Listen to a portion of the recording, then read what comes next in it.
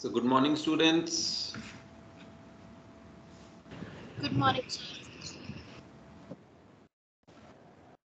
Okay, so I think by the time others join, we can start some discussion on monoclonal antibodies. Okay, so if you have any question, you can ask, or if not, then I can ask some questions to you. So it's up to you.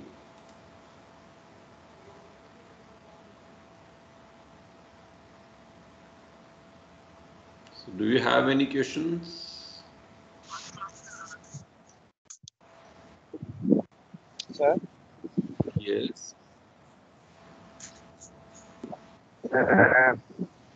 if we have a immunotoxin as a very good option, then why people are going for a chemotherapy and all treatments for the cancer?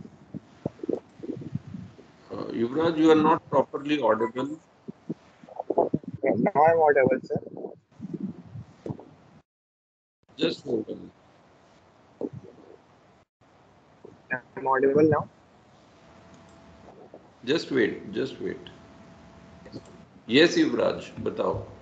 So, we have a immunotoxins as a very good option. Then why people are going for chemotherapy as a treatment for cancer? Okay, so your question is like if immunotoxins are working fine, then why we are still going for chemotherapy? Yeah. Okay, so Yuvraj, see, uh, I'm sure you know that there are different types of cancers, right? And uh, maybe sometime even the mechanisms are different, right? So for every type of cancer, right, immunotherapy is not available. Okay, that is one thing. Another thing is it is very expensive at the moment as compared to other forms. Okay, and uh, so there are a lot of still there are a lot of issues related to using these as the only way, right? So to treat cancer, we have to sometime use all the different available um, things that we have in our hand, right? So for some cases, only chemotherapy will be good, right? For some cases, when it's a small tumor in a specific site, right? In that case, radiotherapy is better, right? So it all depends the kind of cancer, the location of cancer, so many factors, right? So the clinician can decide which one to use, right?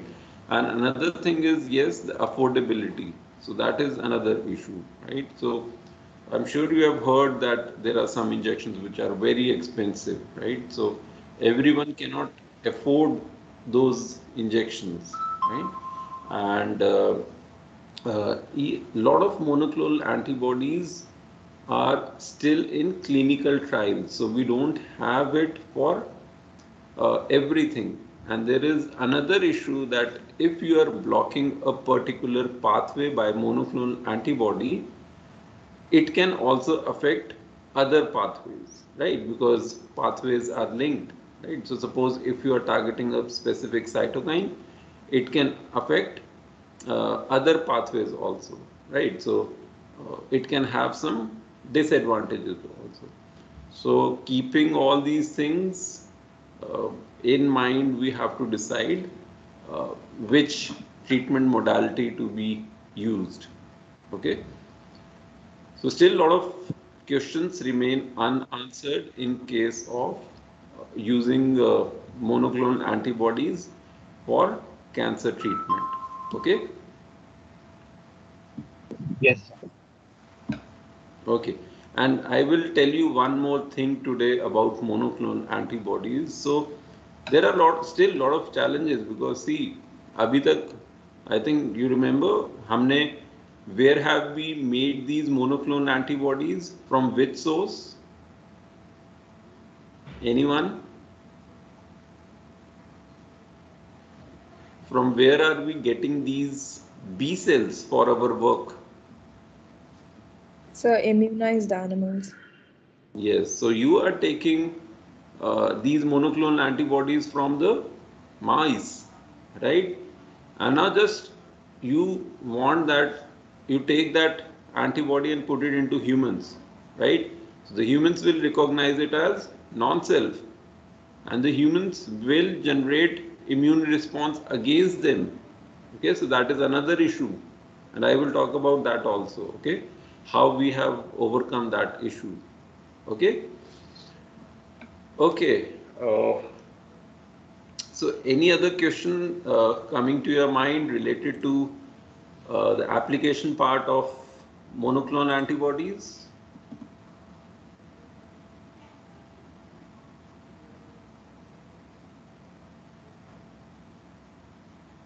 Yes, Shakti. Yes, sir. Sir, we talked about the process, and we got like suppose our antigen have like four epitopes, then we will get four different antibodies specific to them. So what after that? Do we again test them like which one uh, works best in our favor, or we use it like together? What is the process after that? Okay. So see, there may be four epitopes, right? But there are some very specific epitopes, right? Just for example, uh, if you have to target uh, SARS-CoV-2, right? So on that virus, there can be many epitopes, right? But you need to target that epitope which is binding to the receptor. शक्ति बात समझ आई? Yes, sir. हमें वो उसको receptor को block करना है, right? So suppose this is your virus and it has multiple epitopes, right? But this virus binds to its host through this epitope, right? Like this. So we need to block this. ठीक है, तुम इन सबको block करो या ना करो, but you need to block this. So if you block this, this will not go and bind to its receptor. Okay, so you have to choose your epitope, right? A cancer cell may have different epitopes, but obviously उसके ऊपर बहुत सारे ऐसे epitopes भी होंगे जो normal cells के ऊपर भी होंगे, right? So you have to choose only the epitope which is there only on the cancer cell, right? Or you have to target a specific epitope which is causing the disease. Okay. Another example is you have to choose the epitope which is common, right? Just for example, in diagnosis, right? There are four different strains of dengue, right? Now, suppose if you take an epitope which is present only in type 1 and not on type 2, then your diagnostics will not work properly, right? So, you need to choose a epitope which is present on all the four types so that if you detect, you can detect uh, the virus, right? Otherwise, you will always get false results, right? So, there are so many factors on which uh, epitope to be used. Okay. Another thing is when you use it for vaccine purpose, right? Again, you have to find an epitope which is the most antigenic, right, or the most immunogenic. ठीक है, suppose एक bacteria के surface पे दो epitopes हैं. Now this epitope leads to production of high amount of antibody, और ये जो एपिटोप है इससे बहुत कम एंटीबॉडी प्रोडक्शन हो रही है, इसका साइज छोटा है, राइट, इसका साइज बड़ा है. So you can go for the bigger epitope. Okay, so you have to decide on what you expect to do, right? For diagnostics the thinking may be different, for therapeutics it may be different, right? For treatment purpose it can be different, vaccine production it can be different, so you need to just think about it. Okay, just for example, we recently did a paper. It's still under work. So we are trying to find a candidate for vaccine of leptospirosis. Okay, so we are trying to find a vaccine candidate. So हमने क्या किया, उसकी membrane पे जितने भी proteins हैं उन सब की स्टडी की, and from that study we identified that okay, if we use this particular protein it would give the best result as a vaccine. Okay, so you need to decide on various parameters. Okay. Okay, sir. Okay. Okay, so now let me share the slides, and after that we can discuss more.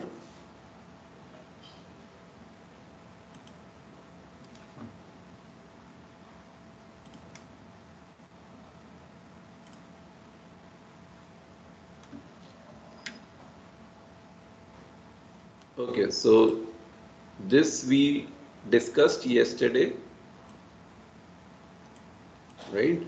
So we have already seen how immunotoxins are made, right?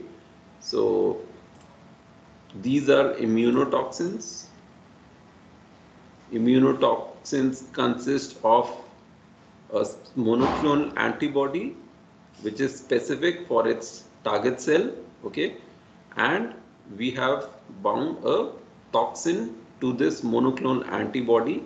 Okay, students, always whatever changes we are making in the FC region, right? जैसे toxin को bind करना है, so it is in the FC region. Okay, beads को bind करना है, so again in the FC region. Flow cytometry के लिए कोई फ्लोरोसेंट डाई को टैग करना है, so again on the FC region. Magnetic separation के लिए अगर आयरन की बीड्स बाइंड करनी है तो on the FC region, right? So FC region will be used for this purpose, whereas the antigen binding site, the FAB region, is always used for the target. Okay, so this we have already discussed. There is one inhibitory chain and a binding chain. Okay, so we are just replacing this binding chain with the antibody. So how it works, you now know that the toxin or the antibody, through its target or their receptors, they bind, they are endosome, they are internalized, and the toxin is released, which does not allow the proteins to be formed, okay, and thereby killing the target cell. Okay. Now this we have already discussed, I'm not going to discuss again. Okay, now the question was why we are not able to use monoclonal antibodies if they are so effective, right? So there are failures of murine antibodies. Okay, now just see, like you are making an antibody in a mice, okay, and if you put it in humans, it may be recognized as foreign. Okay, now there are types of monoclonal antibodies, and one of them is the chimeric antibody, okay, which is composed of murine variable region, okay, fused onto human constant region. Clear, students?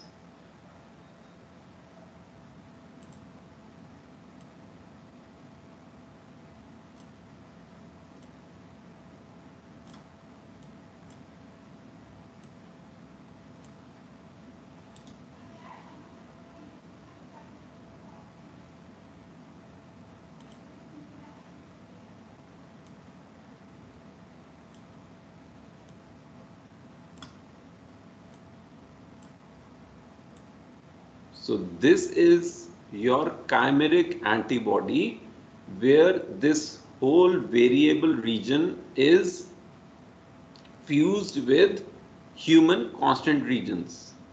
Okay, now this results in antibodies that are approximately 65% of human.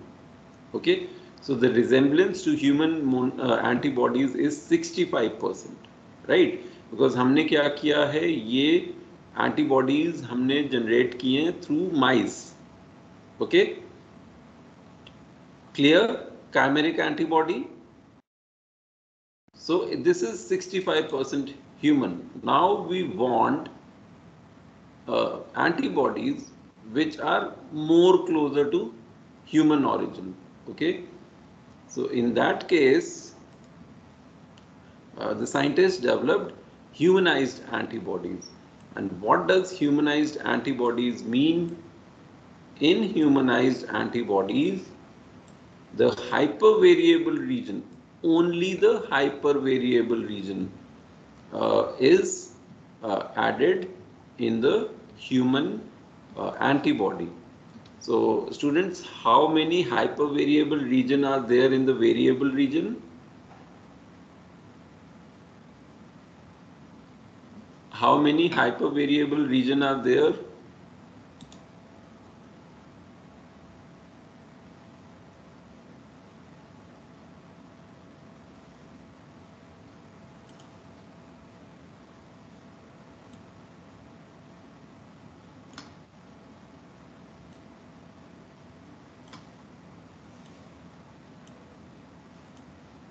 So is it 3? Yes, so in one domain you will have 3, right?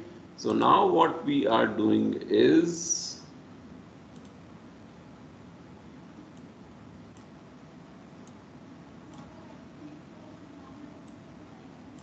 okay, so this is your variable region, and from the mice we are just taking the hypervariable regions, right? So this is humanized antibody and it is 95% of human origin.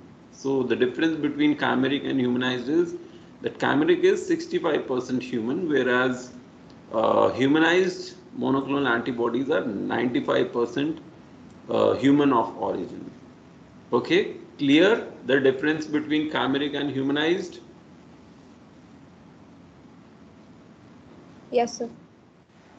Okay, okay. Now this is interesting. You should know this.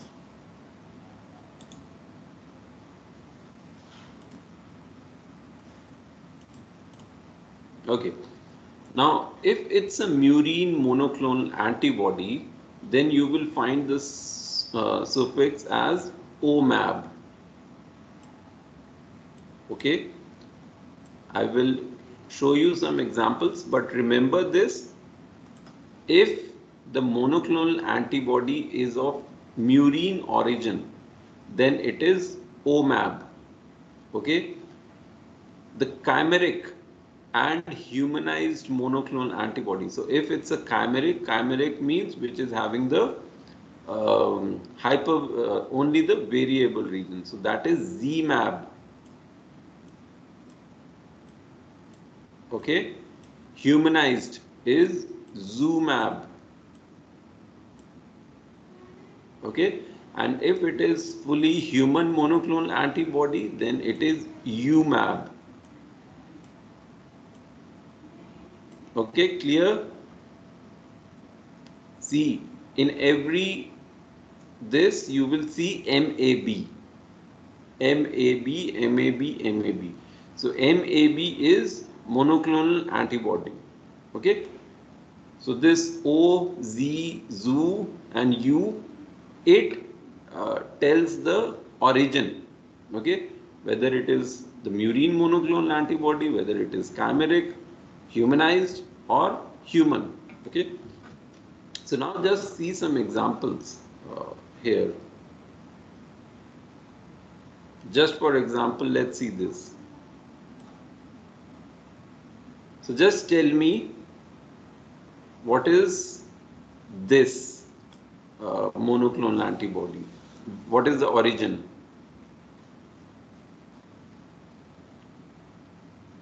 Just read the name.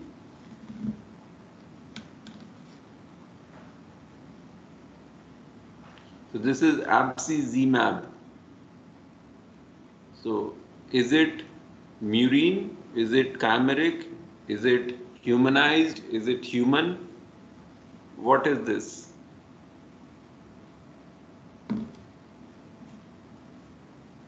Chimeric. Hmm? Chimeric, sir. This is दोबारा बोलना.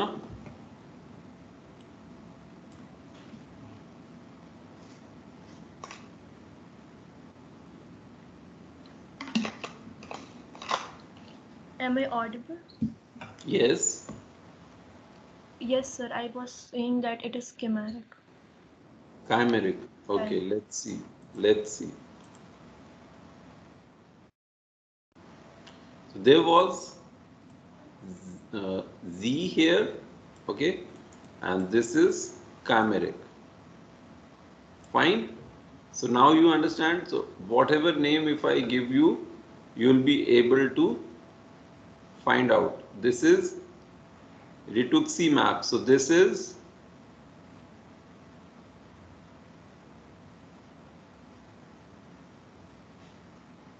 Chimeric. okay. And what about this? Sir, murine. Right. Okay. So just by seeing the name, you can get to know whether it is chimeric, human, humanized, or of murine origin. Okay. So I hope this is clear. Okay. Now, as we were talking about cancer treatment, one possible treatment of cancer involve monoclonal antibody that bind only to cancer cell specific antigens. Okay. And induce an immunological response against only the target cancer cell, right? So such monoclonal antibody could also be modified for delivery of toxin, right? We have already seen in case of immunotoxin. So we have modified this monoclonal antibody, okay? And with the help of monoclonal antibody, we can deliver a toxin, right? Or we can uh, deliver a radioisotope, okay? So like in radiotherapy, uh, we use lasers, right? And for radioisotopes, we try to kill by using radioisotopes. So again, those radioisotopes can be delivered through monoclonal antibodies, right? We can deliver some cytokines if required, and we can, so it can also be held, used as delivery vehicle to the target cells. Okay. Now, some of the monoclonal antibodies have been approved for use in humans. These are some of the examples. But one of the most important, which is commonly used, is rituximab. Okay, it is sold under trade names of Rituxan and MAB Thera, right? So different companies have given different names to it. It's a chimeric monoclonal antibody against CD20 on the B cells, which is, so as it says, present on the B cells, and it is used in the treatment of many lymphoma, leukemia, transplant rejection, and autoimmune disorders. Okay, because here we are targeting the B cells. So if there is cancer of B cell, we can use rituximab. So it will only target the B cells. Okay, uh, it is required in transplant rejection because when a transplant occur, the immune system gets activated, antibodies are formed, and those antibodies go and again target the transplanted organ. Okay, so we just kill the B cells. ना रहेंगे B cell, ना बनेगी antibody, right? Similarly in autoimmune disorders में यही होता है. Antibodies are formed against the self cell, right? So we are just removing the B cells, तो ना रहेंगे B cells, ना बनेगी antibody, तो ना होगा autoimmune disease, right? So these are some of the ways by which monoclonal antibodies are used. I'm not going to discuss the mechanism of it, but you can see it is available in the market. Okay, so this is rituximab. Different companies have given different name to it. Okay, so I'm not going to discuss how it works. Okay, and I said that a lot of monoclonal antibodies have been approved by FDA. Okay, so you can see the list. It's a very long list. Okay, but just see the target. What all targets have been identified, right? So for cardiovascular diseases, right? For autoimmune disorders, so inhibition of TNF signaling, uh, cancer, transplant, autoimmune disorder, again colorectal cancer. Uh, this is again cancer. So different targets like CD30, IL-1 beta, right? So depending on the type of cancer, the type of mechanism, we uh, decide what monoclonal antibody will work best, right? So as I said, for colorectal cancer, head and neck cancer, scientists have targeted epidermal growth factor receptor. For Crohn's disease, transplant rejection. So for rheumatoid arthritis, TNF alpha inhibitor is being used. Okay, so you can just see the list. It's a long list. Okay, so even there is one against this breast cancer, in which the target is the ERBB2 protein. Okay. Okay, so students, you have seen that there are a lot of monoclonal antibody available, but yes, they have their own issues as well. Okay, so now I will show you a video which talks about how these monoclonal antibody target the cancer. Okay, so let me show you the video, and after video, if you have any questions, you can ask me. Okay.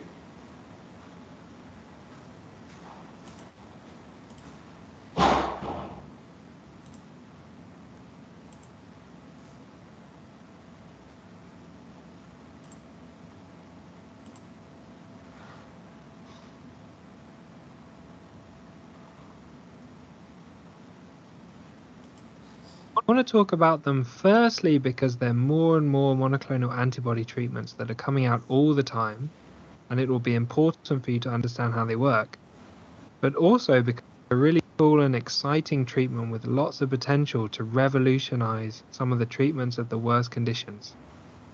To understand how monoclonal antibodies work, firstly we need a bit of background knowledge of immunology. And if you want to learn more about the immune system, I recommend watching the Zero to Finals video on the cells of the immune system and the immune system in one video. But for this video, we're going to focus on the most relevant parts, and we need to focus mainly on the B cells and the antibodies. B cells are a very important part of the specific immune system. And B cells have antibodies on their surface membrane, and each B cell has antibodies that are specific to a single antigen, and they're useless against all other antigens.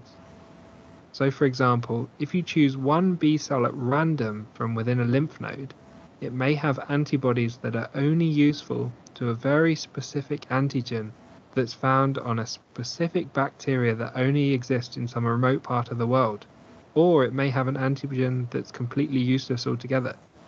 That specific B cell will never encounter that antigen, so it's never going to be able to contribute to the immune response. Alternatively, you might choose a B cell that has an antibody that's specific to an antigen on a virus that's caused by the common cold.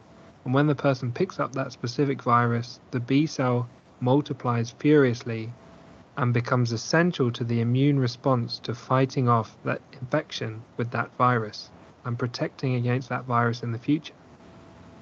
Once a B cell encounters the antigen that matches its antibody, it becomes activated and undergoes differentiation and becomes either a plasma cell or a memory B cell. Plasma cells produce vast amounts of their specific antibody, and memory B cells hang around for years as part of the immune memory, so that if they're needed again, they can be quickly activated. So let's talk about antibodies. Antibodies are also known as immunoglobulins, so you might hear either of these phrases. And antibodies are complex molecules that are made up of 2 heavy chains and 2 light chains that are arranged in a Y shape. The bottom of the Y contains something called the Fc portion, and this remains the same amongst all antibodies. And this is the portion that's used for binding to the cells of the immune system so that they can recognize the antibody and carry out their function. The cells of the immune system have an Fc receptor that binds to the Fc portion of the antibody. The top of the Y contains what's called the variable region, and this has millions of possible configurations, and it's this part that's designed to match only a single type of antigen. So how are these antibodies any use in fighting off disease? Antibodies help the immune response in a variety of different ways. As we go through these different ways, we're going to talk about pathogens. But instead of pathogens, we can also mean cancer cells or cells of the person's own body when they have got an autoimmune condition. Remember, antigens are just proteins, and they don't necessarily have to be from pathogens. They can be proteins from anywhere. Firstly, antibodies attach themselves to the antigen and become something called an antibody-antigen complex. And this antigen-antibody complexes activate the classical pathway of the complement system, which in turn leads to the destruction of pathogens. Secondly, antibodies can attach themselves to the toxins produced by pathogens, which themselves are antigens, and they neutralize the effects of these toxins. Thirdly, antibodies can attach themselves to the receptors on pathogens and disrupt the function of that receptor. I have to stop and tell you guys about Lecturio.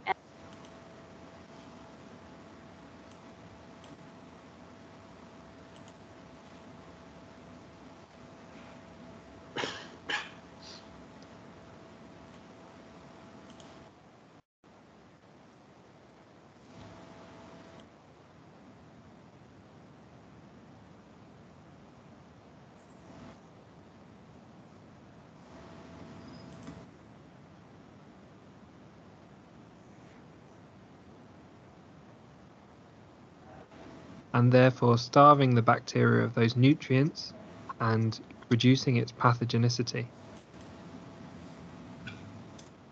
Fourthly, antibodies can attach themselves to pathogens and then clump together to slow the spread of pathogens down, and this is called agglutination.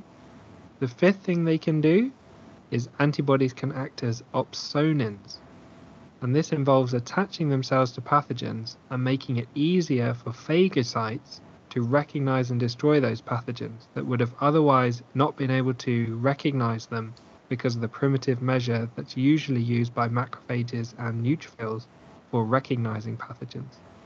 So they help these cells of the immune system, the phagocytes, to recognize the pathogens. And the sixth thing is antibody-dependent cell-mediated cytotoxicity. And this is where the antibodies attach themselves to pathogens or abnormal cells, and then they help natural killer cells, neutrophils, macrophages, or eosinophils to recognize the pathogen and kill it. So finally, let's get on to monoclonal antibodies. So we know that we have these antibodies, which are part of the immune system and provide a really effective way of fighting off pathogens. And essentially, they're very good at selectively identifying specific proteins that are part of a harmful process, such as toxins or parts of bacteria or parts of cancer cells, and set the immune system to work destroying whatever is associated with that antigen. So when treating, it's possible to identify proteins or antigens that are associated with harmful processes that we'd like to stop. So for example, you might know that a patient with breast cancer has the HER2 receptor protein on the surface of their breast cancer cells. In these scenarios, it would be good to have a medication that killed cells associated with that protein. And that's where monoclonal antibodies come in. Monoclonal antibodies, which basically means single clones, are a single type of antibody that target a specific protein. And there's loads of different monoclonal antibodies that target different proteins. However, each monoclonal antibody has its own specific target protein. And we can develop these monoclonal antibodies in a lab and then inject them into patients. Once we inject them, the antibodies then travel to their target and activate the immune system and attack that target in the same way that the antibodies produced by a person's own B cells would do. In this way, the monoclonal antibodies essentially utilize the patient's own immune system in a targeted way that's useful for their particular condition. So let's go through some examples of monoclonal antibodies. Firstly, we'll start with rituximab, and this is a monoclonal antibody that targets the CD20 protein on the surface of B cells, and it's used for immunosuppression for autoimmune conditions and cancers related to the B cells. So it's used in conditions like non-Hodgkin's lymphoma, rheumatoid arthritis, and autoimmune hemolytic anemia, and it causes the immune system to target those B cells that are associated with that CD20 protein and reduces the function of those cells. Next, let's talk about alemtuzumab. And this is a monoclonal antibody that targets the CD52 protein on T and B lymphocytes. And it's used to treat multiple sclerosis and certain types of leukemia. And it works by targeting those T and B cells that are associated with that CD52 protein. And the intention is to reduce the amount of those cells that might be targeting the myelin sheath in MS or maybe cancerous in leukemia. Another example is trastuzumab, and this is a monoclonal antibody that targets the HER2 receptor protein. So like we talked about that patient with breast cancer that's known to be HER2 positive, we can give trastuzumab, which then targets that HER2 receptor protein and causes the immune system to attack cells associated with that protein. Another example is adalimumab and infliximab, and these are both monoclonal antibodies that target a cytokine called tumor necrosis factor alpha. And tumor necrosis factor alpha is involved in generating inflammation as part of an acute phase reaction. And this is an important cytokine that's involved in a lot of inflammatory processes in conditions like inflammatory bowel disease, rheumatoid arthritis, and psoriasis. So these monoclonal antibodies that attack this cytokine reduce the inflammatory response in these conditions and can be very effective in treating them. Another common monoclonal antibody that you might come across, ranibizumab, and this targets vascular endothelial growth factor A, or VEGF-A, which is a growth factor that stimulates the development of new blood vessels. And this is injected directly into the eye of patients with wet age-related macular degeneration, and it targets that VEGF growth factor and destroys it. And this helps to slow the development of new blood vessels in the retina of patients with wet age-related macular degeneration and slow the progression of the disease. So thanks for watching. I hope you found this video. So students, I'm sure after seeing this video, it gave you an overview of what are antibodies, what are monoclonal antibodies, how antibodies work, right? And they have also given you examples of how monoclonal antibodies are being used for the treatment of cancer. Okay, so let's have attendance break. Okay, and then we'll continue after attendance. So students, be ready with your camera buttons.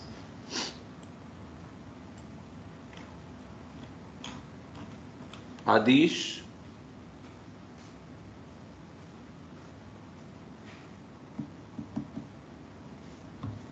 Adish. Present, sir.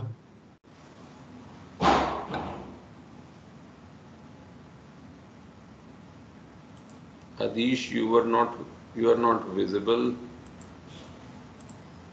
1 second, sir.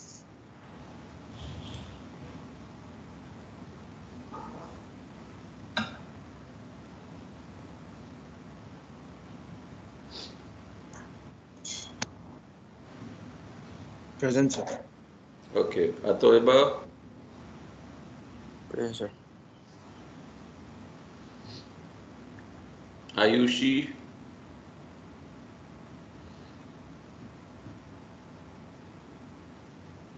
Sam.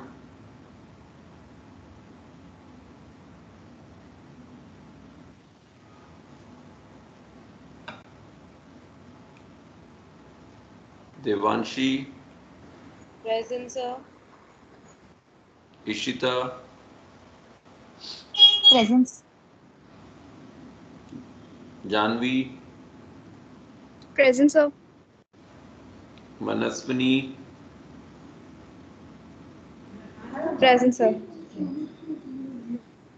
Kshitij. Kshitij.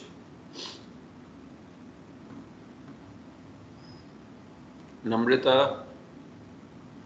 Present, sir. Nehal. Present, sir. Present, sir. Rupal.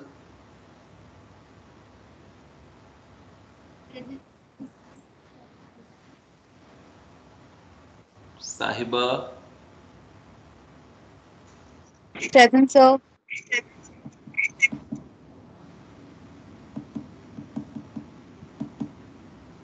Sahiba, you are not visible. Sir, I'm having network issues today. Okay, Sanjana. Present, sir. Shakti. Present, sir. Shivani. Present, sir. Tanvi. Present, sir.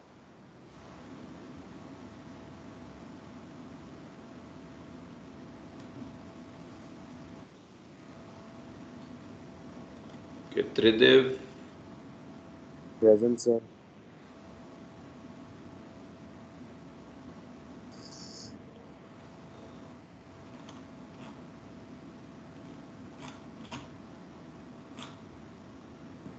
Okay, Vivek.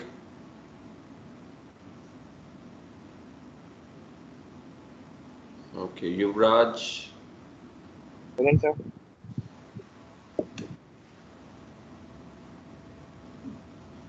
Okay. Okay, fine. Okay, so students, we have seen the different applications of monoclonal antibodies, and recently monoclonal antibodies were also under research for COVID treatment, right? So uh, let me show you a video on how monoclonal antibodies, like what's the idea of using monoclonal antibodies in case of COVID-19. Okay, so a lot of research has been going on using monoclonal antibodies in case of COVID. Okay, so let me show you that video as well.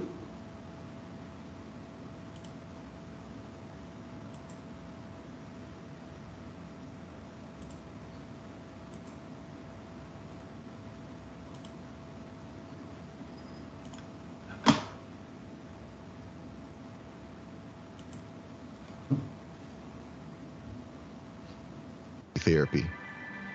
Have you recently tested positive for COVID-19?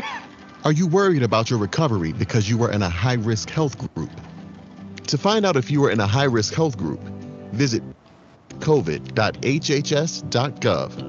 If you are eligible, COVID-19 monoclonal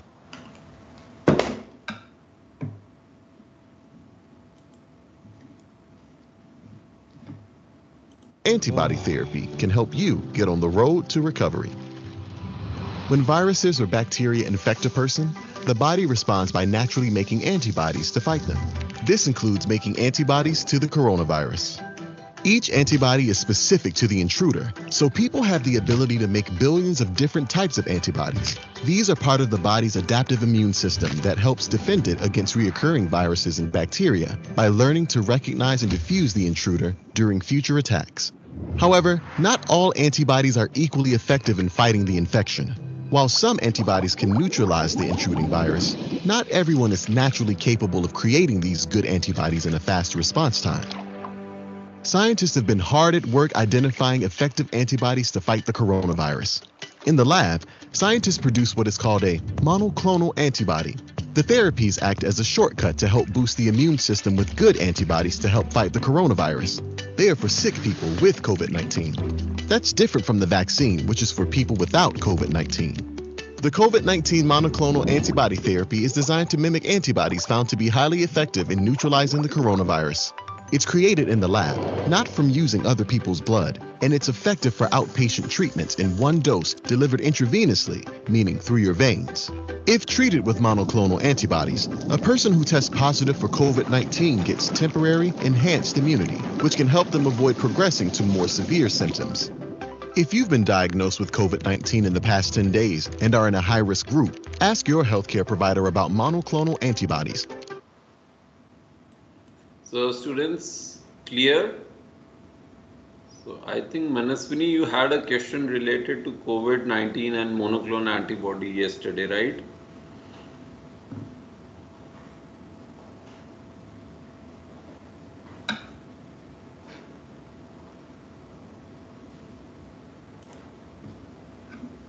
Okay, so is it clear? So students, this video just gave you an overview, right? How we can use monoclonal antibodies in case of COVID-19. But maybe in the next class, I will discuss what are the targets on the virus or in the host that can be used, right? So if we just block those targets, the virus will not be able to attach or get an entry into the body. Okay, so the time is almost up. So if you have any question related to today's class, you can discuss. Any question in your mind?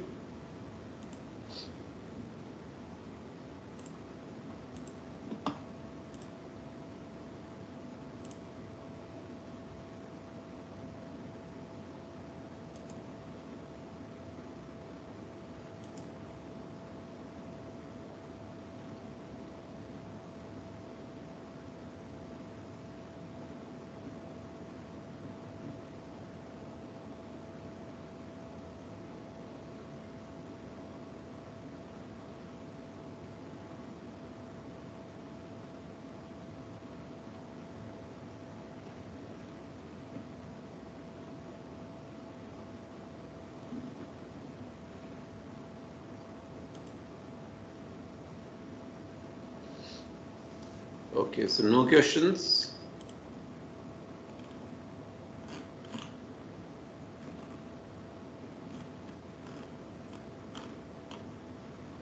Okay, then I'm going to end the class now and see you in the next class. Okay. Thank you, sir.